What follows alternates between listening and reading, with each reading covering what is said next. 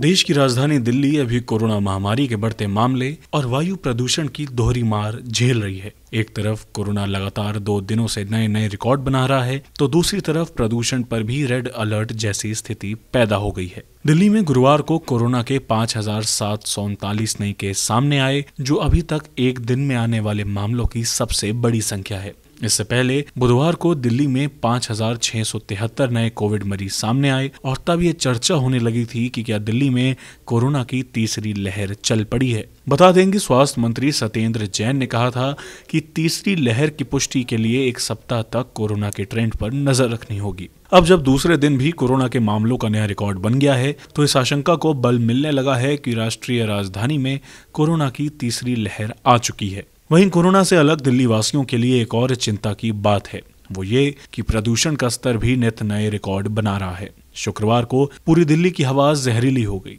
केंद्रीय प्रदूषण नियंत्रण बोर्ड ने कहा कि दिल्ली के आनंद विहार में AQI लेवल 408, बवाना में 447, पटपड़गंज में 404, जबकि वजीपुर में 411 पर पहुंच गया। ये आंकड़े अति गंभीर श्रेणी में आते हैं, यानी दिल्ली की हवा अभी इतनी जहरीली हो चुकी है कि सांस संबंधी नई नई बीमारियों का बहुत गंभीर खतरा हो गया है। वैसे आपको बता दें कि तापमान का प्रदूषण के साथ उल्टा संबंध है। हवा में नमी बढ़ने से प्रदूषणकारी तत्व हवा में ज्यादा देर तक टिके रहते हैं और वातावरण में एक परत बना देते हैं। ऐसे में सर्दी ने राजधानी में अक्टूबर में ही रिकॉर्ड बनाना शुरू कर दिया है।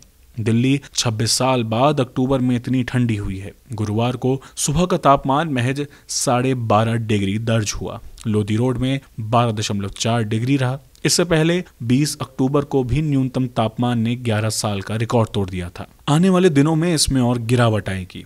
गुरुवार को सुबह का तापमान सामान्य से 3 डिग्री कम रहा। इससे पहले 31 अक्टूबर 1994 में सुबह का तापमान 12.3 डिग्री रिकॉर्ड हुआ था। अक्टूबर में अब तक सबसे कम न्यूनतम तापमान 31 अक्टूबर 1937 में दर्ज हुआ था। उस दिन सुबह का तापमान महज 9.4 डिग्री रहा था। इस साल 16 अक्टूबर के बाद से ही सुबह के तापमान में गिरावट आना शुरू हो गई थी और ये 17.2 डिग्री से ऊपर नहीं गया है। गुरुवार को दिन का तापमान 32.2 डिग्री रहा, जो सामान्य से 1 डिग्री अधिक है, लेकिन कुछ जगहों पर पिछली बार तापमान 30 डिग्री से नीचे भी दर्ज किया गया था।